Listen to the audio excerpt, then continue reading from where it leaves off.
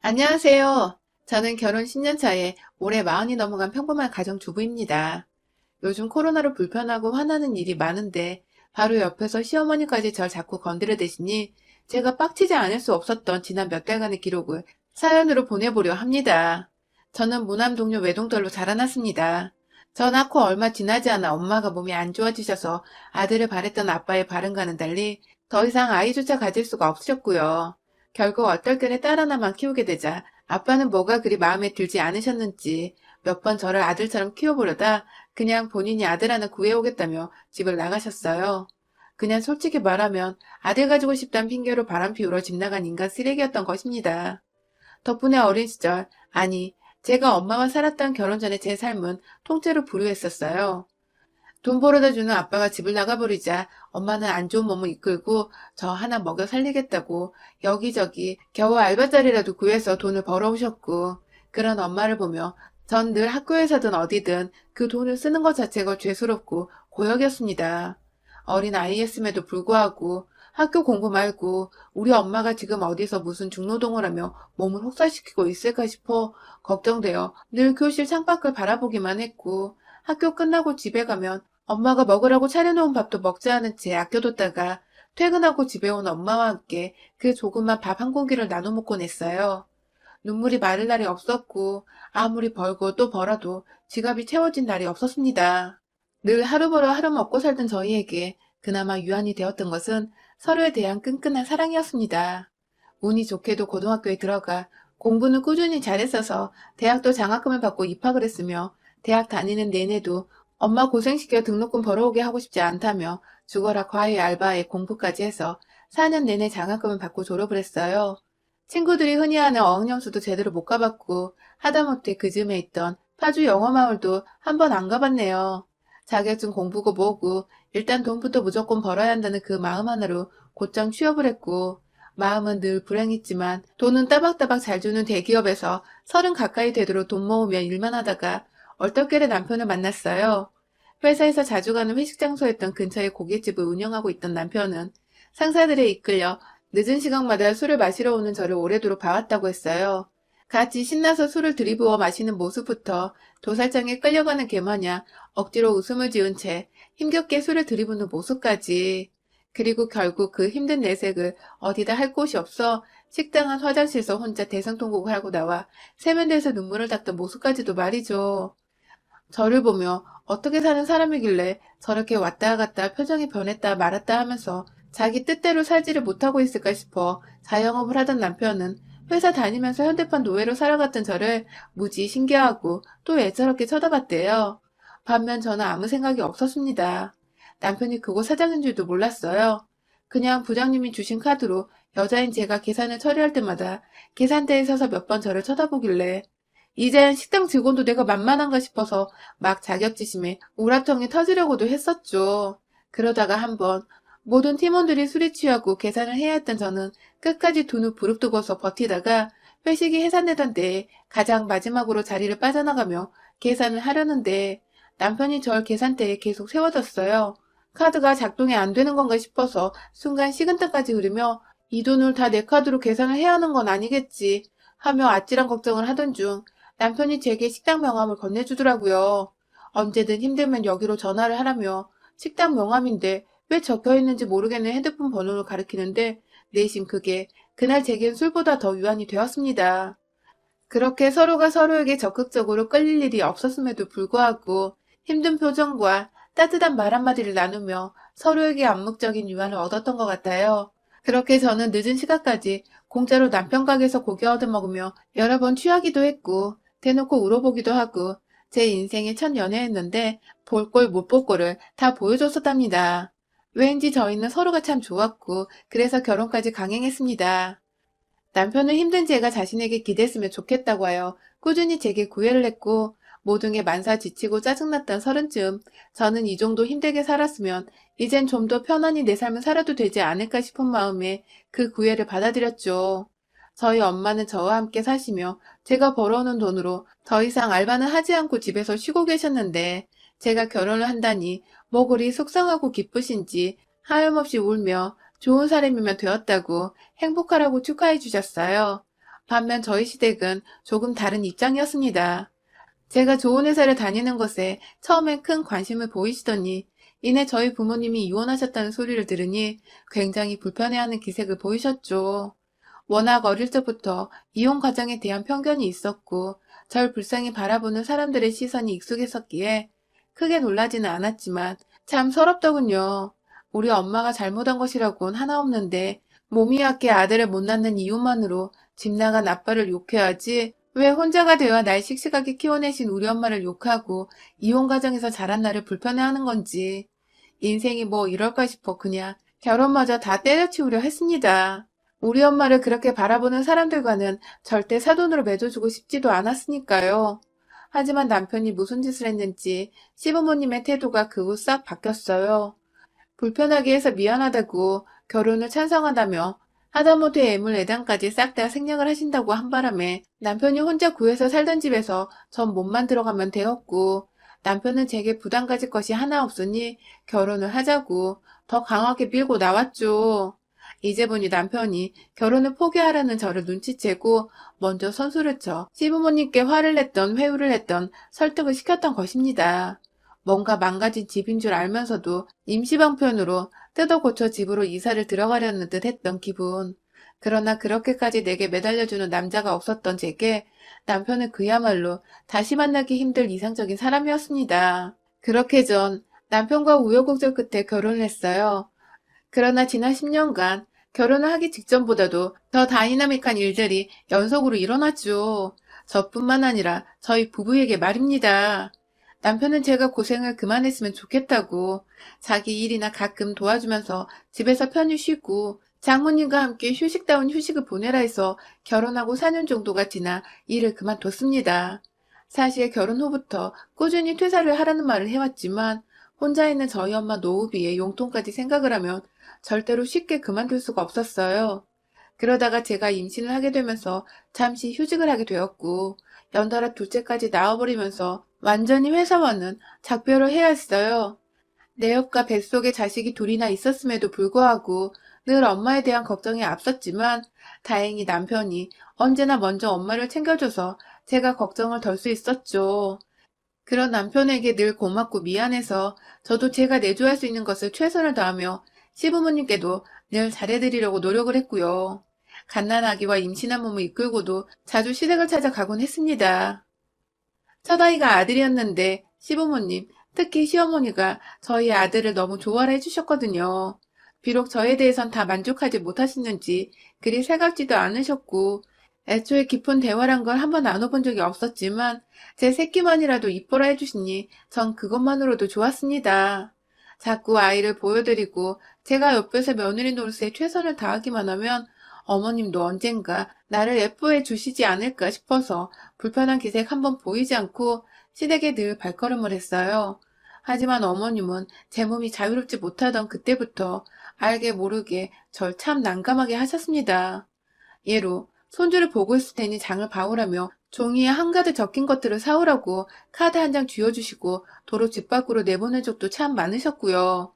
저는 임신한 몸으로 제 집 살림도 남편 없이는 쉽게 장 보러 가기가 힘들었음에도 불구하고 시어머니가 시키신 물건들을 장 봐서 양손 가득 쥐고 시댁에 돌아가다가 몇 번 주변에 지나가던 아주머님들이나 학생들이 도와줘서 시댁으로 간 적도 있을 정도였어요. 한 분은 저를 도와주신 아주머님이 시댁 현관 앞에서 시어머니를 보고는 이거 한 10kg는 되겠는데 임산부한테 이러면 살인이에요 하면서 살벌한 농담을 건네기도 했는데 그때 시어머니는 아휴 얜 고생을 많이 하고 살아서 이 정도는 아무것도 아니에요 하면서 되받아치고는 돌려보냈어요. 그날 집안에서 전 낯선 아주머니한테 시어머니를 고자질했다는 오해를 받으며 눈칫밥을 먹다가 끝내 밥도 못 얻어먹고 집에 돌아왔고요. 그뿐만이 아니에요.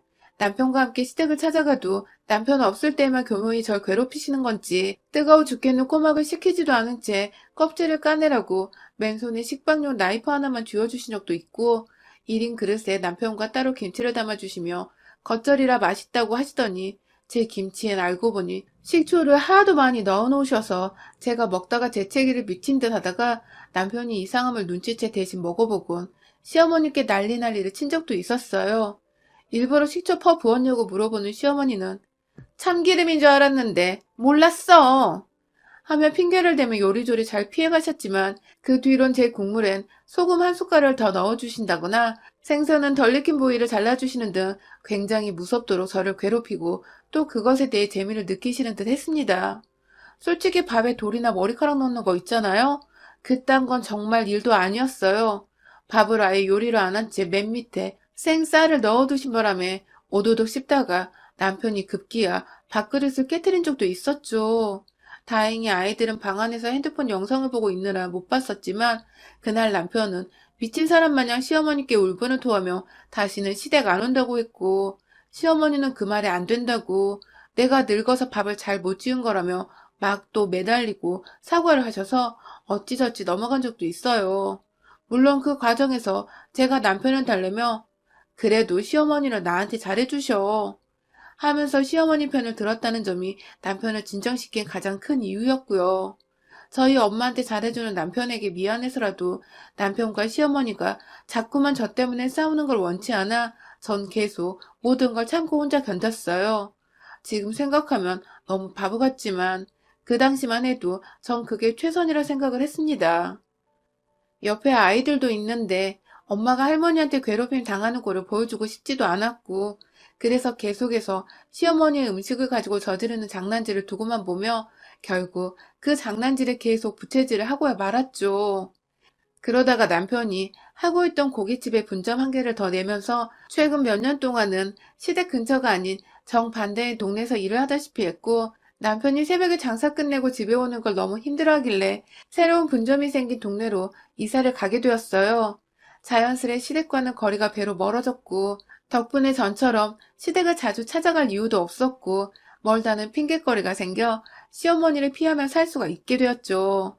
코로나로 장사가 예전만큼 미치게 잘 되는 건 아니었지만 그래도 회사 근처라 그런지 이곳도 꽤나 늦은 밤까지 손님들이 잘도 찾아왔고 아이들이 큰 마당에 저도 집에만 있기 심심해서 자주 남편을 따라 가까운 식당에서 일을 도와주고 했는데요.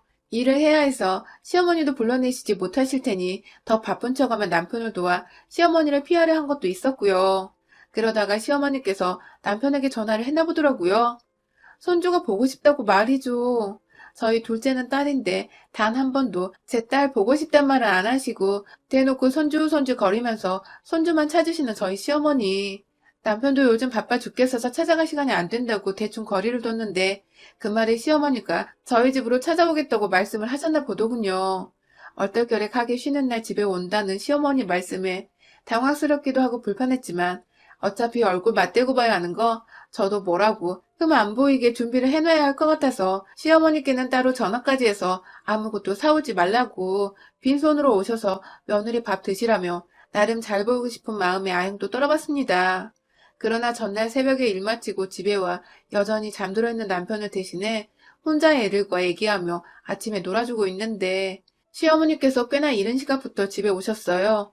당연히 남편을 깨우지 말라고 조용히 하라는 제스처를 취하시길래 전 저 혼자 또 시어머니를 독박으로 맞이했죠.